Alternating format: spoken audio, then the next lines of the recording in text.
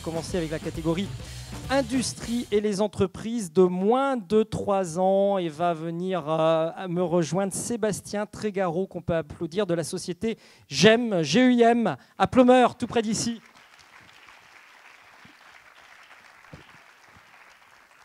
Voilà, on peut l'applaudir. Il va venir me rejoindre, Sébastien Trégaro. Alors, pour vous dire la vérité, on avait imaginé, lorsqu'on a monté cette soirée, de mettre toute la salle dans le noir. Et il venait avec un pistolet. Ah, il était censé venir tout seul, il vient à 3.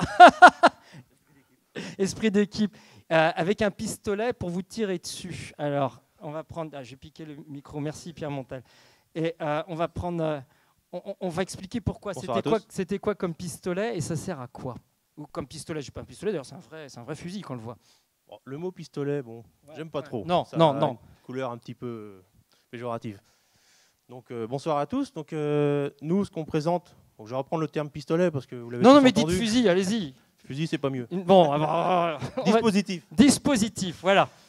Donc, juste pour resituer un petit peu, vous avez peut-être souvenir, en février 2012, une histoire avec des pêcheurs indiens qui ont été tués par des fusiliers marins italiens. En fait, ce qui s'est passé, c'est que ces fusiliers marins protégeaient un navire de fret et ont confondu ces... En fait, on voit rien. Non. Ils ont confondu des pêcheurs avec des pirates. Les pêcheurs indiens avec des pirates. Et donc, ils ont ouvert le feu. Donc, ce qu'on a imaginé suite à cela, c'est de pouvoir proposer un dispositif lumineux qui permet d'avertir sur de grandes distances et ainsi prévenir des menaces éventuelles. Et surtout, ça permet de discriminer, de savoir si vraiment c'est des gens qui ont une intention malsaine ou si c'est des gens qui sont un peu perdus. Donc avec ce dispositif, effectivement, on peut viser quelqu'un et avec un laser, on l'éblouit, au moins voilà, ça lui fait perdre connaissance 1 ou 2 secondes, le temps de voir réellement ce qui se passe. Le principe, c'est d'éblouir à grande distance, donc à plus de 500 mètres, afin de pouvoir tout de suite discriminer si c'est une menace ou non. Et pour mieux le comprendre, on va le regarder tout de suite en images.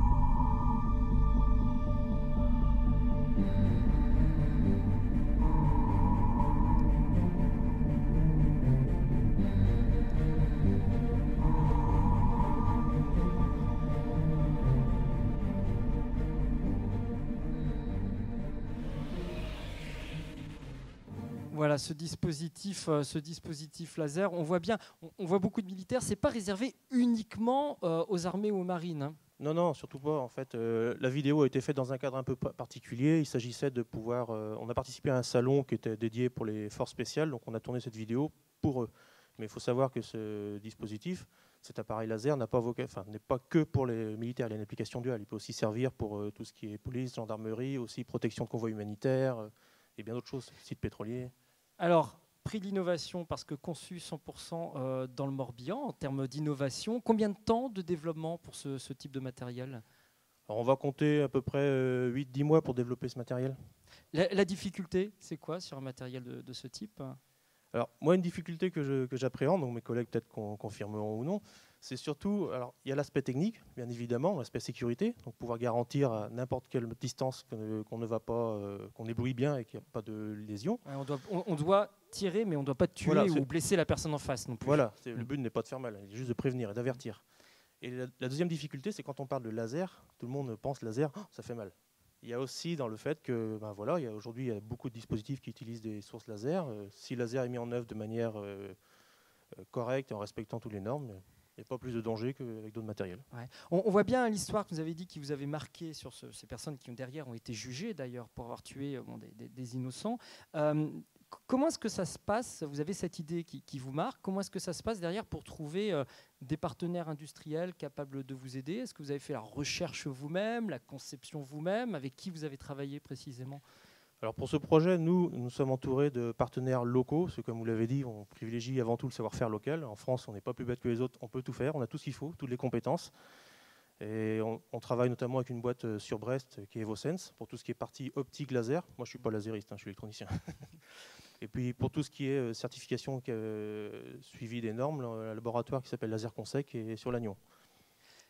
La commercialisation, vous l'envisagez de quelle manière? On sait que la commercialisation des armes, par nature, c'est extrêmement spécifique comme type de marché, comme type de démarche. Vous allez l'assurer vous-même? Vous allez vous y prendre comment? Alors, dans un premier temps, il va y avoir une communication qui va être faite. Donc, on a déjà commencé à communiquer sur notamment le salon militaire. Il y aura d'autres communications qui sont faites sur des salons. Et après, il y aura une personne qui sera embauchée afin de permettre la distribution et la promotion de ce matériel. Ouais. Sachant qu'aujourd'hui, en interne, on a quand même Martial Festock, ici, qui permet qui est notre conseiller, notre grand gourou pour tout ce qui est conseil et diffusion de ce type de matériel. Et toute dernière question, ce matériel, il va être construit où précisément? En France, voyons. En Bretagne, si on peut. En Bretagne? Quelle question. Ouais, on a les moyens aujourd'hui de construire de manière industrielle ce matériel 100% en Bretagne. Il faut savoir qu'on va pas être sur des... C'est pas un iPhone non plus qu'on construit, mais on a toutes les compétences et les entreprises qui sont sur le bassin l'orientais, ou on va dire sur l'ouest en Bretagne, pour pouvoir réaliser cette production. Commercialisation à partir de quand? On va dire l'année prochaine. Ouais, ça va venir très vite. Oui. On peut les applaudir, et pour remettre ce prix, merci vont me rejoindre tout de suite Éric Perchet de la BPI, qui est chargé d'affaires innovation, Thierry Lucas, qui est délégué régional à l'INPI, Bretagne également. Voilà, venez à mes côtés. Hop, je vais voir si je récupère un micro aussi dans la foulée. Attends que le micro arrive. Éric Perchet, sentiment entendre cette innovation? Eh bien, ça fait plaisir. Donc, GUIM, on les suit depuis la création. Donc, on les connaissait même avant la création, dans une autre vie. C'est leur innovation, et je la trouve remarquable dans le sens où ils sont partis d'un vrai besoin et ils ont su trouver toutes les briques technologiques et réglementaires pour mener à bien leur projet. Et donc, avec maintenant un nouvel associé qui va leur permettre d'accéder au marché beaucoup plus facilement. Donc, on innove et on fait en Bretagne. On ne fait pas que faire des plans, on fabrique également. C'est essentiel. Ouais.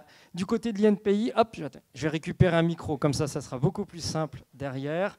Du côté de l'INPI, là aussi on a une force d'innovation extrêmement forte, et une innovation, ça se protège, il faut rappeler en permanence. Tout à fait, et on se rend compte aussi que dans le domaine de la défense, il y a des belles innovations qui peuvent être réalisées, qui sont aussi protégeables par brevet. Là, ça allie à la fois le côté optique, laser et mesure, et le côté électronique. Et on trouve un certain nombre de sociétés liées à la défense aussi qui font de belles innovations, et GEM est un exemple particulier sur ce domaine-là. Ouais, avec cette capacité à aller chercher des partenaires en plus locaux, enfin en Bretagne, chercher partenaires laseristes qui sont bretons et des partenaires pour la construction qui sont bretons également. Effectivement, en Bretagne, on trouve des bassins liés à l'électronique. Vous l'avez cité, Brest, il y a aussi Rennes. En optique, beaucoup de boîtes liées au laser et aux fibres optiques, donc des ressources intéressantes pour développer ce type d'innovation. Ouais. Je vous laisse remettre ce prix, on va les applaudir, le temps de... Voilà, allez-y tous les deux, maintenant la main pour remettre ce beau prix. Bravo. Merci. Le temps de rappeler d'ailleurs ce qu'ils gagnent, puisque c'est un beau prix déjà qu'ils peuvent utiliser pour leur promotion. Mais on a derrière aussi 4 jours de formation à choisir dans le catalogue du service formation de la Chambre de commerce. Les communiqués de presse, les photos professionnelles, l'accompagnement personnalisé pour suivre le développement de l'entreprise et l'inscription gratuite, ce n'est pas rien. Un groupe Plateau. Plateau qui est un réseau de développement économique au service des PME, PMI, qui est animé entre autres par la CCI du Morbihan. Bravo à tous les trois et merci.